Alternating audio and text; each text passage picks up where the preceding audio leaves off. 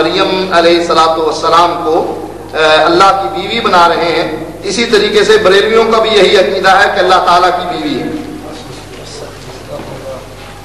ملفوظات حصہ نمبر 2 ملفوظات احمد رضا خان صاحب کی ہے، اس میں صفحہ نمبر 208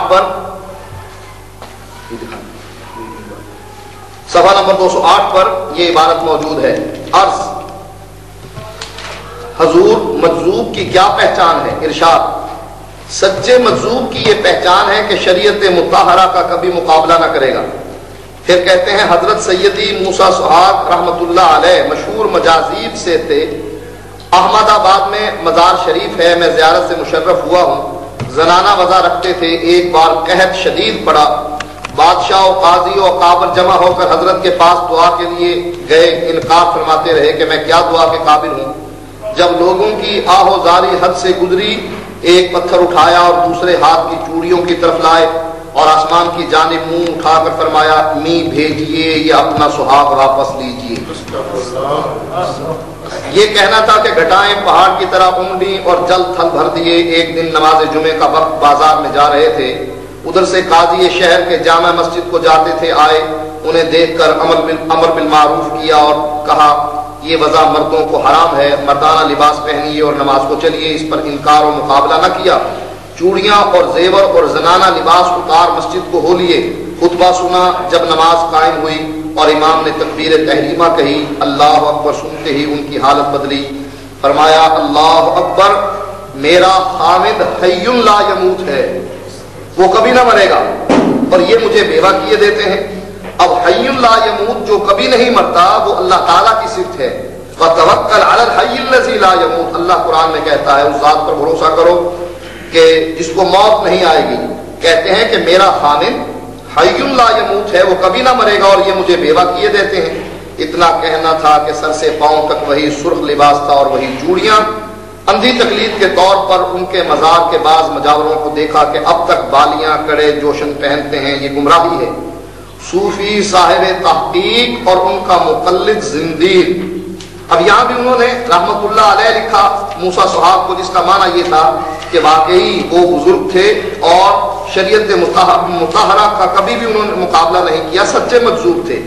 دوسری جگہ لکھتے ہیں کہ صوفی صاحب تحقیق یعنی موسیٰ صحاب نے واقعی تحقیق کی اور اللہ کی بیوی بن گئی، لیکن جو ان کے مزار پر مقلد ہیں، جو بالیاں اور کڑے پہنتے ہیں، وہ زندیق ہیں۔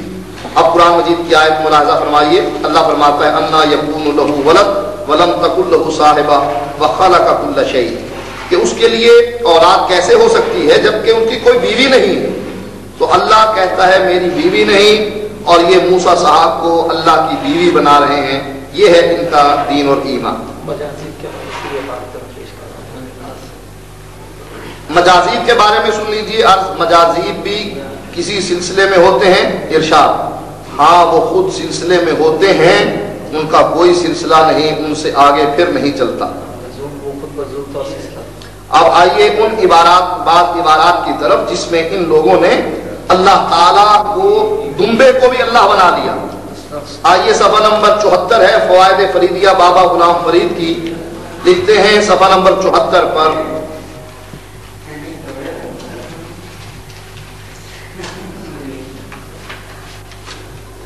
کہ حضرت حمزہ خراسانی کے کانوں میں ایک دمبے کی آواز آئی۔ صفحہ نمبر 74 پر کہ حضرت حمزہ خراسانی کے کانوں میں ایک دمبے کی آواز پہنچی، فرمایا لبیک جل شانہ، اور وجد میں آ گئے۔ ایک دمبے کی آواز نکال رہا ہے اور یہ اس کو رب بنا کر کہہ رہے ہیں میں حاضر ہوں، اور وجد میں آ گئے۔ ان کے نزدیک دمبا بھی خدا۔ آئیے بعض ان عبارات کی طرف جو ان کے ہاں مختلف کتابوں میں موجود ہیں، میں آپ کو ان عبارات کے بارے میں بتلاتا ہوں۔ یہ حج فقیر بر آستانہ پیر صفحہ نمبر 45 ہے۔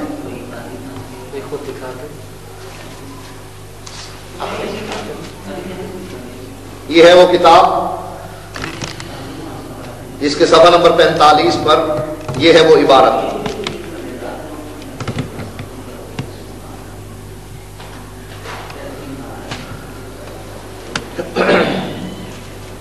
کہتے ہیں ظاہر دے وچ مرشد ہادی، باطن دے وچ اللہ، نازک مکھڑا پیر فریدا، سانو دسدا وجہ اللہ۔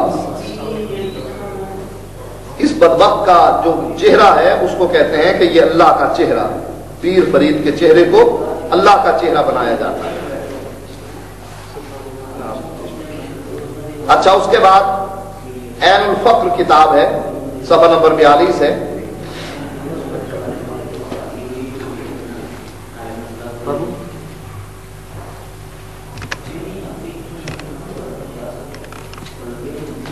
عین الفقر صفحہ نمبر 42 پر نبی اکرم صلی اللہ علیہ وآلہ وسلم کے بارے میں یہ بہتان باندھا جاتا ہے کہ اللہ کے نبی نے فرمایا قال علیہ السلام اذا تم الفقر فهو اللہ، جب فقر تمام ہوتا ہے وہی اللہ ہے۔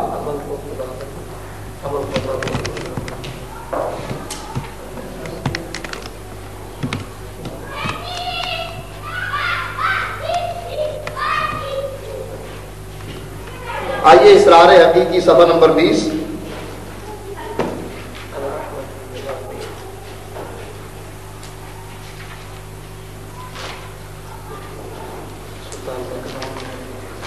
سلطان باہو کی کتاب ہے، اردو ترجمہ مکتوب حضرت سلطان الہند رحمۃ اللہ علیہ، جن کے بارے میں یہ الفاظ جو ہم پڑھ رہے ہیں، یہ الفاظ چونکہ لکھے ہوئے ہیں لہذا نقل کفر نہ باشد، اس لیے ہم پڑھ رہے ہیں کہ ان صوفیوں کو انہوں نے رحمۃ اللہ علیہ لکھا ہے جو اپنے آپ کو اللہ کہہ رہے ہیں۔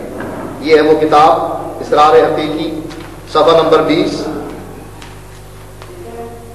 یہ ہے وہ عبارت جس میں وہ کہتے ہیں انا احمد بلا میم، میم نکال دو احمد میں سے تو یہ احد بن جائے گا، کہتا میں وہی ہوں۔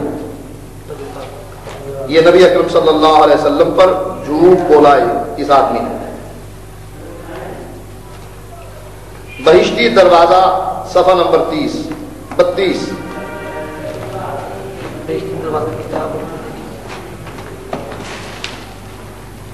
جس میں یہ کلام موجود ہے اللہ اللہ گفت اللہ میں شبت، کہ اللہ اللہ کہتے رہو اللہ بن جاؤ گے۔ ان کے نزدیک اللہ بننا اتنا آسان ہے کہ اگر کوئی آدمی یہ کلمات ادا کرتا ہے تو وہ کلمات ادا کرنا ہی کافی ہے، اللہ اللہ کہتا رہے اور اللہ بن جائے۔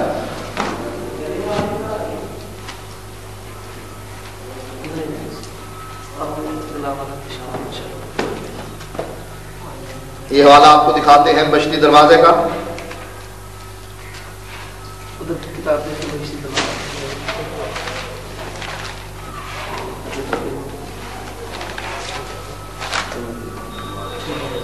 صفحہ نمبر 73 پر اب آئیے وہی فوائد فریدیہ صفحہ نمبر 73۔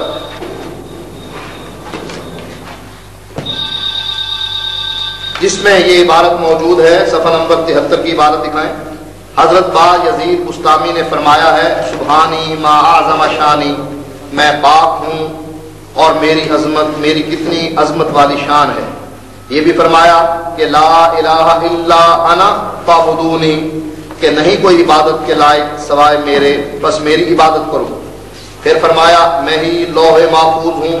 پھر فرمایا کہ سانپ کی مانند میں نے بشریت والی کھال دور پھینک دی ہے اور اس سے باہر ہو گیا۔ ذکر کیا گیا کہ حضرت با یزید بستامی نے مؤذن سے اللہ اکبر کا لفظ سنا، صفحہ نمبر 73 سے، کہ حضرت با یزید بستامی نے مؤذن سے اللہ اکبر کا لفظ سنا، فرمایا میں الوہیت میں سب سے زیادہ بزرگ ہوں۔ کہتے ہیں کہ ایک شخص حضرت با یزید کے دروازے پر آیا اور کہا کہ اے با یزید گھر میں موجود ہو؟ فرمایا نہیں، اللہ کے سوا گھر میں کوئی نہیں، یعنی میں گھر میں ہوں لیکن میں اللہ ہی ہوں، لہذا اللہ کے سوا گھر میں کوئی نہیں۔